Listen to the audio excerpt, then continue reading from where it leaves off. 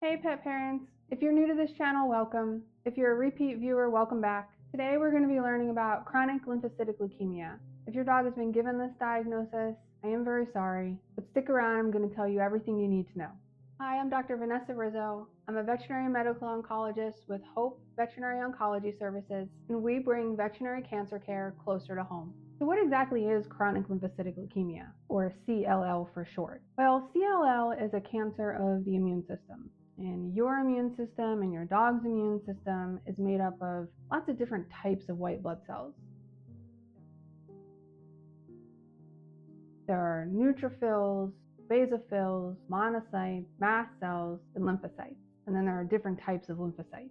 CLL is an overgrowth of the lymphocyte. In other words, one or maybe a group of lymphocytes kind of short circuits and goes haywire and is no longer listening to the rules and the regulations of the body. It starts dividing and dividing and dividing with no restraint. And unfortunately, cancer can also hide from the immune system. So the cells that are supposed to seek out these cancer cells and destroy them can't see them. There's kind of a force field around them. So when these events converge, cancer develops. And in this case, we've got an overgrowth of mature, well-differentiated, small lymphocytes. This is different from an overgrowth of immature lymphocytes. That is for another talk. Now, there are different types of mature lymphocytes. There are B cells, T cells, and natural killer cells. We can see CLL develop from any of these lymphocytes.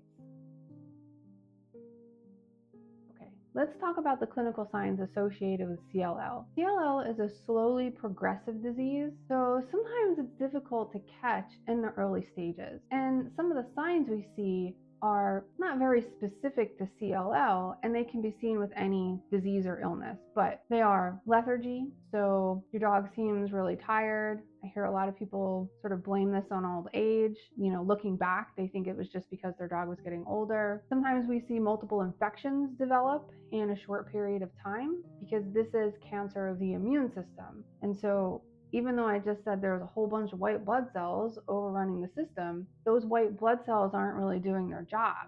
They're no longer listening to the rules. They quit and they're running amok. Sometimes we can see weight loss. Sometimes we see that weight loss with a decreased appetite, and sometimes we see it with a normal appetite. Rarely we can see kind of pale gums if the patient is really anemic or has a low red blood cell count. Sometimes we see increased thirst and increased urination. And again, that's something you can see with lots of different diseases. And sometimes we see enlarged lymph nodes. Most of the time this cancer is confined to the blood, but we can see it in organs like the lymph nodes that you can feel on a physical exam or you can feel while you're petting your dog.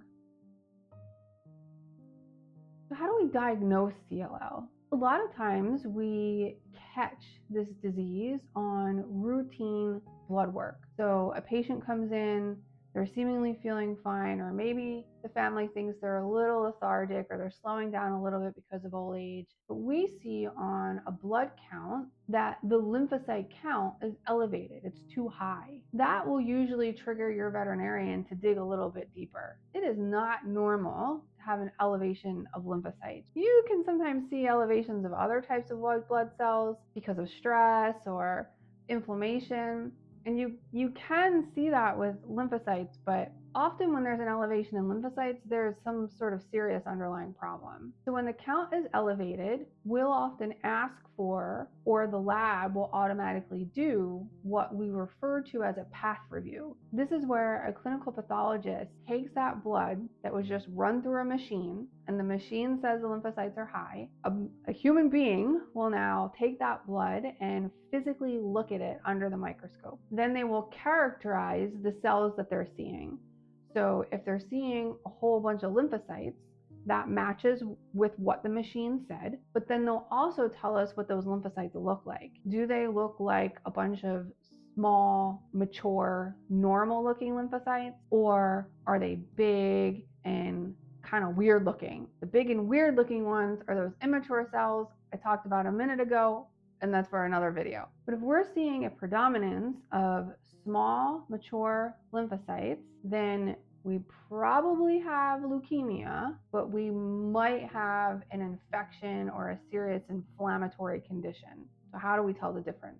Well, an easy way nowadays to be about 99% sure you have leukemia is with another machine blood test called flow cytometry. Now, this test will not only look at the counts of cells, specifically the white blood cells, but it will also look at the types of white blood cells. So all cells, including all the white blood cells and the different types of lymphocytes, have little flags on their surfaces.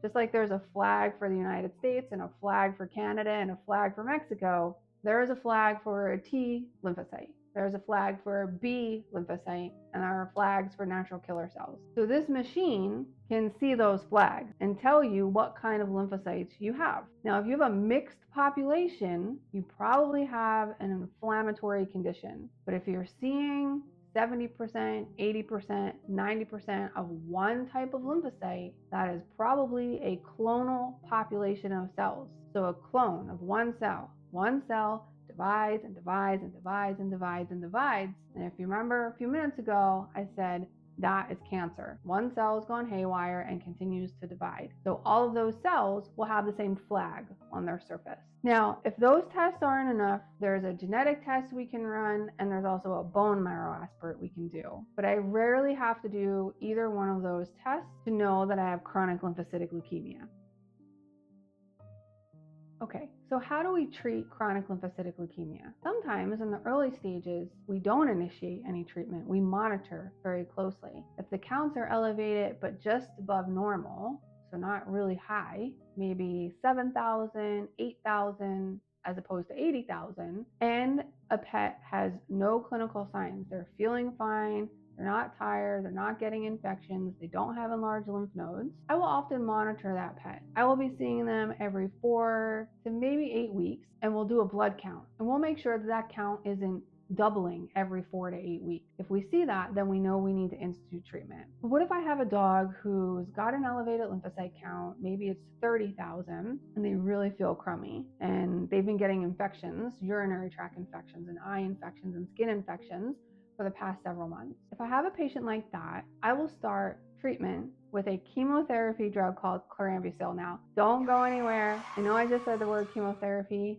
and people have a lot of opinions and a lot of worries about that, and I get it. But chemotherapy is different in pets than it is in people. We use different doses and we use different schedules because we really are trying to maintain an excellent quality of life while they're going through treatment. And I would say in my experience, probably about 85% of dogs who receive chlorambucil at the low doses that we prescribe do not have any negative side effects. Now, for the 15 to 20% of dogs that do have side effects, it's usually things like lethargy, decreased appetite, diarrhea.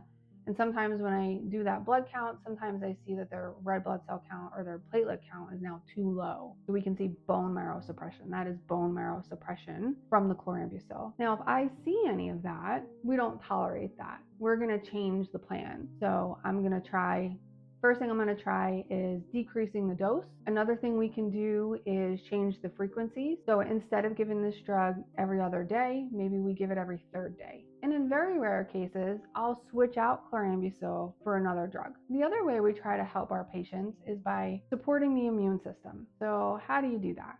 Well, a really simple thing to do is with a highly nutritious, well-balanced diet. I prefer one that's made with whole foods that are minimally processed, especially foods like cruciferous vegetables, which are broccoli, cauliflower, Brussels sprouts, leafy greens, and dark berries. These fruits and vegetables have the best cancer-fighting properties and can really support an immune system so that it is performing at its optimal best. There are also some dietary supplements that I may prescribe or suggest, things like vitamin D, curcumin, medicinal mushrooms, CBD. It just sort of depends on the patient. It would depend on their vitamin D levels. It would depend if they have concurrent disease states like arthritis or Cushing's disease or diabetes. So we take into account the whole patient, not just the cancer itself. We don't just treat the cancer, we treat the whole patient. We're trying to help this patient live their best life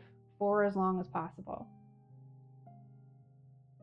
So how long will that be? What is the prognosis for dogs with CLL? Well, some dogs can live with CLL for years. Sometimes they can go a year without treatment, then maybe we need to treat them for a year, and then they live for another year or two after that. So some dogs with CLL can have a very good quality of life for many years. The statistical survival time for dogs with CLL who are treated with chlorambucil is anywhere from 1 to 3 years. Chronic lymphocytic leukemia can be a serious condition, but it is also very manageable for a period of time. So if your dog has been given this diagnosis, I encourage you to reach out to a veterinary oncologist for help. Speaking with a veterinary oncologist does not commit you to treatment or one treatment over another, but I do think that you will find that information very valuable. Now, what if you don't live near a veterinary oncologist? There are millions of Americans who do not have easy access to veterinary oncology. Well, we at Hope Veterinary Oncology Services are able to help pets all over the country. We've been helping pets from Alaska to Georgia for the past year live a better quality of life with their cancer. We do this by first speaking with pet parents if they would like to. We speak to them about what their general veterinary practitioner has already done, so the tests they've already run and the diagnosis they've already established. What I can't do for pets outside of the state of Washington or really anywhere outside of my in-person practice is make the diagnosis myself or prescribe any medications.